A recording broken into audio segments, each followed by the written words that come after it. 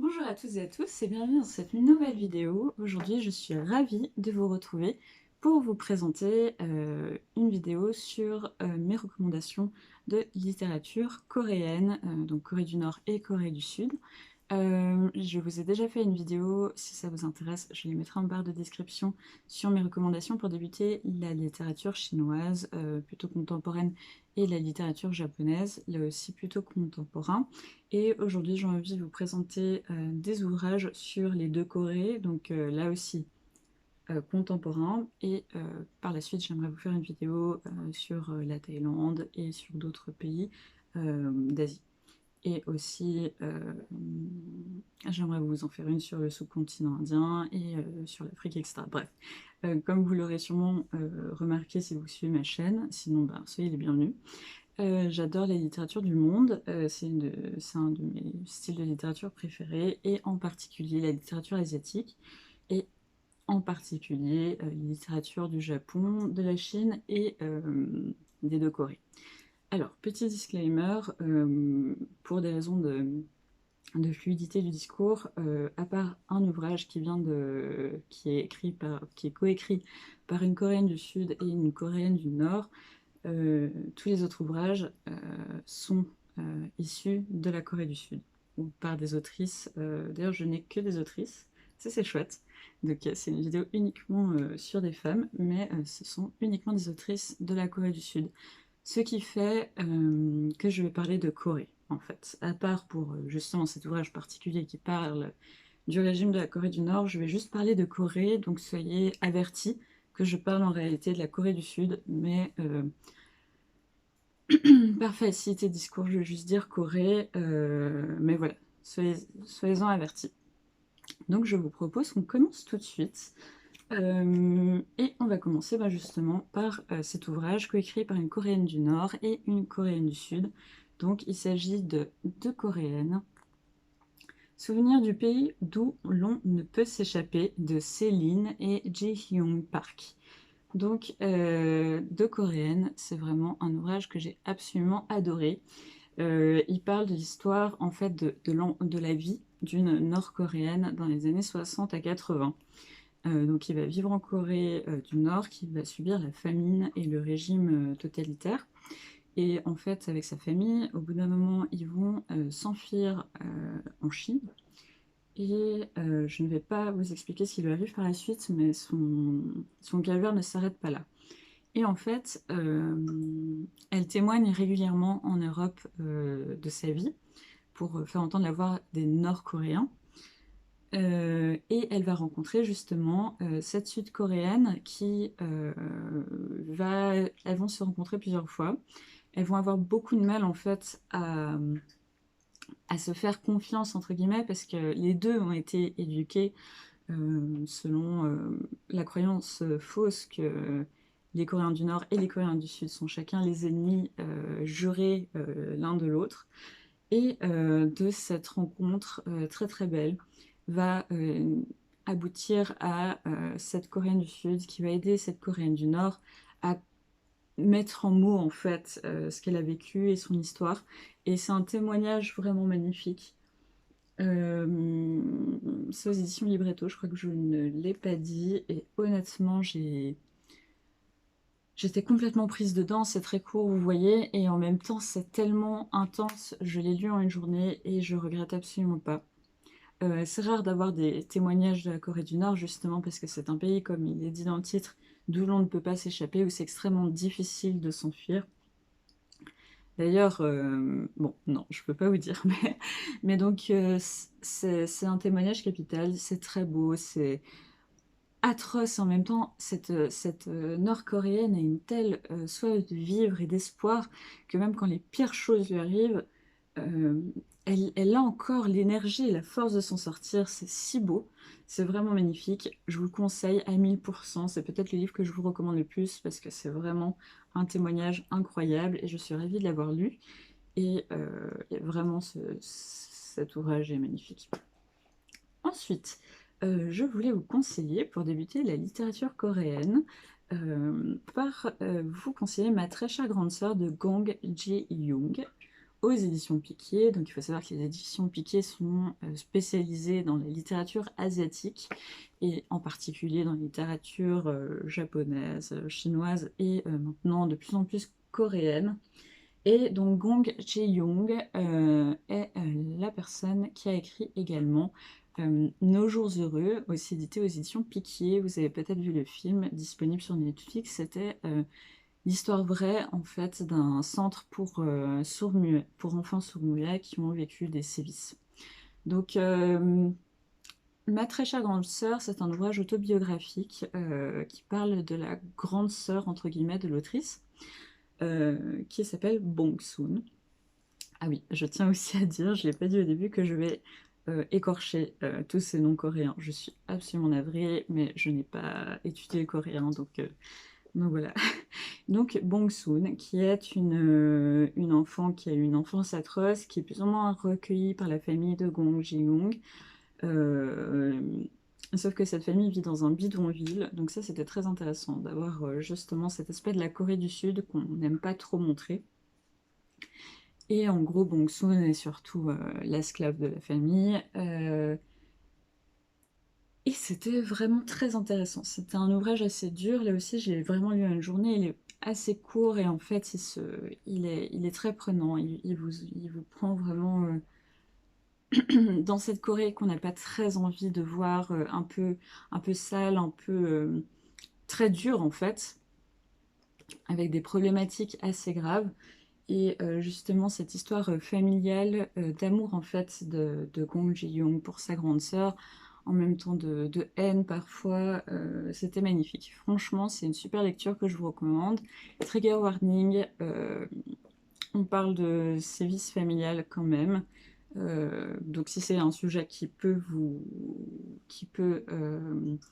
poser problème, je ne vous le conseille pas, mais vraiment c'est une super lecture. Et pour connaître justement cette Corée, qui n'est pas du tout celle qu'on montre dans les dramas ou dans la K-pop, je vous conseille vraiment très fortement.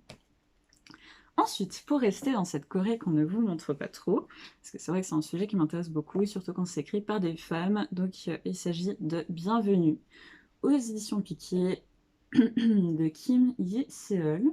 Donc, c'est traduit du coréen par Lim Young-hee et Françoise Nagel, et ma très chère grande sœur est traduite du coréen par Lim Young-hee, ah c'est la même, et Stéphanie Folbucht.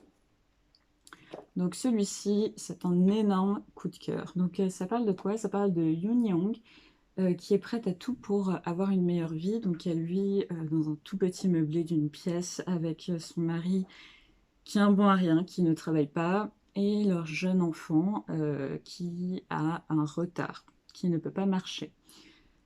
Et en fait, elle essaie de subvenir aux besoins de sa famille, mais étant donné que maintenant ils ont un enfant, elle ne gagne plus assez, elle va s'engager comme serveuse, et en réalité, elle est engagée dans une maison de passe. Et elle va subir le fait de se prostituer pour essayer de changer de vie. Elle a toujours dans l'espoir que son époux finira par s'améliorer, par trouver un travail, parce que lui essaye de rentrer dans la fonction publique. Et en Corée, c'est des examens en fait, comme en France, pour pouvoir rentrer dans la fonction publique. Et techniquement, même si vous êtes d'une classe sociale peu privilégiée, si vous réussissez les examens, vous pouvez améliorer votre vie. Donc lui dit qu'il étudie pour la fonction publique et elle le croit. Et elle vit des choses absolument atroces. Et en même temps, il y a vraiment cette rage de vivre pour sa fille. C'était un ouvrage qui était très intéressant parce qu'il montre vraiment une Corée actuelle qu'on ne voit pas, notamment sur la question de la santé, étant donné que la Corée est comme les États-Unis, vous devez payer vos frais médicaux, parfois même en entrant à l'hôpital, avant qu'on puisse vous soigner. Ce qui fait que beaucoup de Coréens pauvres, en fait, n'ont pas les moyens de se soigner. Et c'est notamment le cas du père de l'héroïne. On l'apprend au début, donc je vous spoile rien, mais en gros, toute sa famille est très pauvre. Et le père de l'héroïne apprend qu'il a un cancer. Et étant donné que sa famille est trop pauvre pour lui payer les soins, sa mère va jusqu'à lui donner, donc sa femme va jusqu'à lui donner des coups de pied, donc la mère de l'héroïne, en lui disant qu'elle préférait qu'il se suicide plutôt que de rester sur les bras et que ça coûte trop cher en fait de le soigner. Il y a d'ailleurs 2 cas de cancer dans le livre, et les deux sont traités d'une manière un tout petit peu différente et c'est très intéressant. Donc magnifique, magnifique, c'est vraiment l'histoire d'amour, d'amour vraiment maternel d'une mère pour son enfant, d'amour aussi d'une femme pour un homme qui ne la mérite pas du tout, et de rage de vivre. C'est vraiment, vraiment, j'ai été très très frappée par cette rage de vivre qu'on retrouve dans ce livre. Je vous le conseille à 3000%, il était vraiment magnifique et de nouveau très très court, et j'espère qu'on va traduire d'autres ouvrages de Kim Il-seol parce que c'est vraiment une plume très marquante, et souvent dans la littérature coréenne on a quand même une certaine pudeur, même quand on parle de choses extrêmement atroces. Là j'ai trouvé très intéressant parce que c'est assez cru sans être vulgaire, donc vraiment vraiment très intéressant et très très bon. Ensuite, pour débuter la littérature coréenne, si ça vous intéresse, je vous conseille Si j'avais ton visage de Frances Cha, donc qui vient de sortir aux éditions Hauteville. Donc c'est une collection des éditions Vrai Jeune. Donc c'est traduit par, ils ne le disent pas sur la couverture, par Claire Alouche. Donc cet ouvrage, donc la couverture m'a beaucoup attirée, c'est pour ça que je l'ai acheté. Cet ouvrage, en fait, parle d'un petit immeuble de 2 étages, je crois, et se concentre sur 4 femmes qui vivent dans cet immeuble. Donc on a une femme fan de K-pop qui est coiffeuse. On en a une qui est on va dire la maîtresse d'un homme influent. On en a une qui est entraîneuse dans un bar à hôtesse et qui s'est fait refaire tout le corps. Et une qui n'est pas très jolie et qui pense que si elle se fait refaire tout le corps, elle deviendra jolie et pourra gagner beaucoup d'argent et devenir une hôtesse et du coup s'élever dans la société coréenne. C'était un ouvrage très intéressant qui en fait vous parle principalement des ravages de ces dictats de beauté à outrance qui en fait forcent les femmes coréennes, évidemment pas toutes, mais poussent les femmes coréennes à pratiquer la chirurgie esthétique, notamment pour se débrider les yeux, pour s'affiner la mâchoire, etc., etc. Et ça parle aussi des risques, notamment pour s'affiner la mâchoire, on va casser les deux mâchoires pour affiner, et régulièrement il y a des femmes qui meurent parce qu'en fait un bout de la mâchoire va venir au niveau de la gorge, et voilà. Donc très intéressant, ça se lit très vite aussi, c'était très bien, ça dénonce aussi la place des femmes en Corée, ça dénonce la manière dont les entreprises traitent les femmes au travail, la manière aussi dont quand une femme coréenne tombe enceinte, de nouveau pas toujours, mais la société a tendance à les forcer en fait à rester à la maison et du coup à renoncer à leur carrière. Donc plein de sujets de société très intéressants. J'ai trouvé que c'était un ouvrage assez féministe en soi parce que au final vous avez vraiment une peinture de ce qui ne va pas dans la société coréenne par rapport aux femmes. Et c'était vraiment un super ouvrage, et on ne parle pas souvent de la chirurgie esthétique en Corée. Donc voilà, je vous conseille beaucoup, il était vraiment bien. Et enfin, un dernier ouvrage que j'ai fini hier, que j'ai lu hier en fait. Donc là aussi très court, donc ça se lit très vite. C'est vrai que c'est un avantage de la littérature coréenne, en tout cas de ceux que je vous présente, c'est qu'ils sont assez courts. Donc en soi, vous pouvez vraiment les découvrir très rapidement. Donc c'est de Kim Hye-jin, À propos de ma fille, et c'est traduit du coréen par Kyung-chan Choi et Pierre Biziou, donc aux éditions Gallimard. Il est sorti là, il n'y a pas très longtemps. Et donc ça parle à Séoul, ça parle de Séoul, d'une mère qui a une fille d'une trentaine d'années, et elles se sont perdues un peu de vue. La mère est aide-soignante dans un EHPAD pour personnes âgées, et elle a des problèmes financiers, et sa fille est chercheuse à l'université mais n'a que des contrats précaires. Et sa fille un jour va avoir un problème financier et va devoir retourner dans la maison maternelle.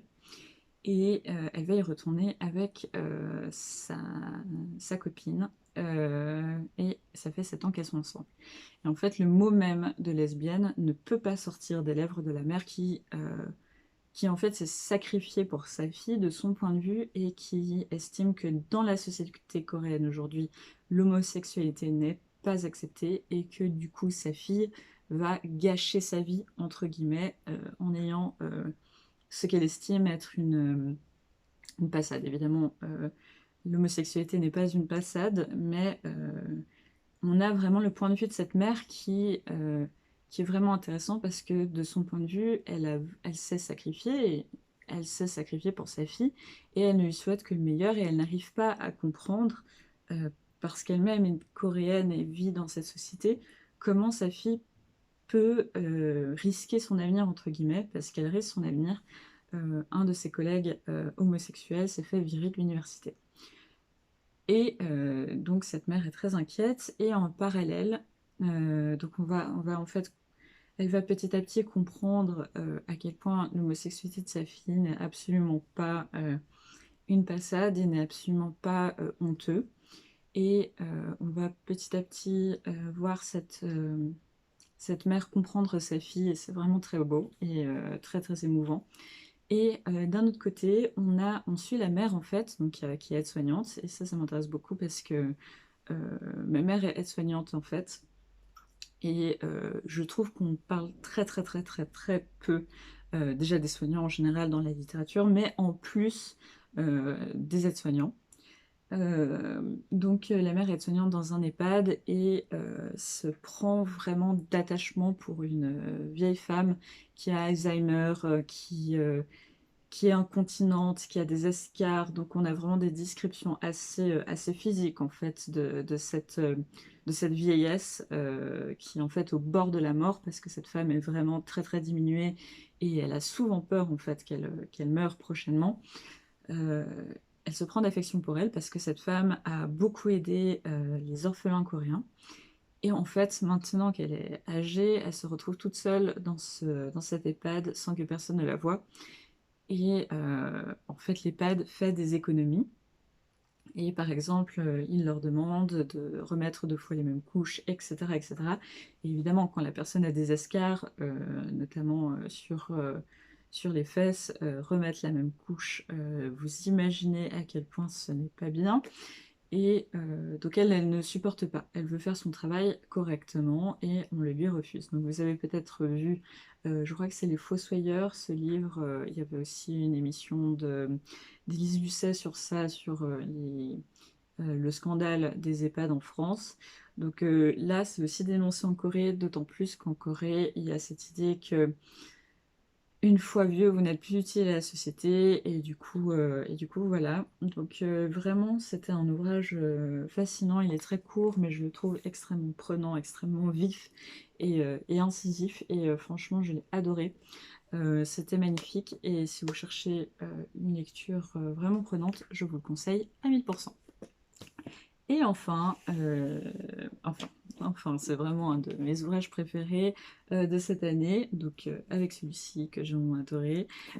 Ces créatures du petit pays de Joachim. Donc si vous avez déjà lu Pachinko, c'est un peu dans la même veine. Donc de quoi ça parle? Ça parle du Séoul des années folles, donc pendant de Séoul et de Pyongyang. Donc ça c'est très intéressant en fait, on a ces 2 points de vue. Donc Pyongyang qui va plus tard se retrouver dans la Corée du Nord, et Séoul dans la Corée du Sud. On va en fait parler de la Corée sous le régime japonais et des atrocités que les Japonais ont perpétrées en Corée jusqu'au moment où on va avoir la bataille pour l'indépendance de la Corée, et jusqu'au moment où certains partent en Corée du Nord en espérant pouvoir y monter un régime communiste. Donc, c'est traduit par, je cherche par qui c'est traduit, par Anne-Sylvie Aumassel.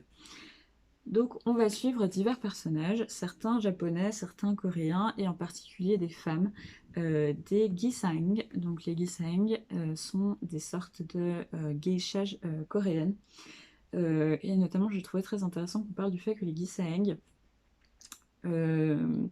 ont beaucoup œuvré pour justement libérer la Corée du Japon en donnant leurs revenus aux combattants, enfin aux révolutionnaires en soi. Donc c'est vraiment un ouvrage magnifique, plein d'espoir, d'amour. Il est très dur aussi par beaucoup de moments parce qu'on les, les- les méfaits perpétrés par les Japonais en Corée, mais aussi en Chine par la suite, sont parfois assez terribles et je trouve qu'on n'en parle pas assez. Le Japon a vraiment eu un impact sur le fait que les Corées se sont divisées.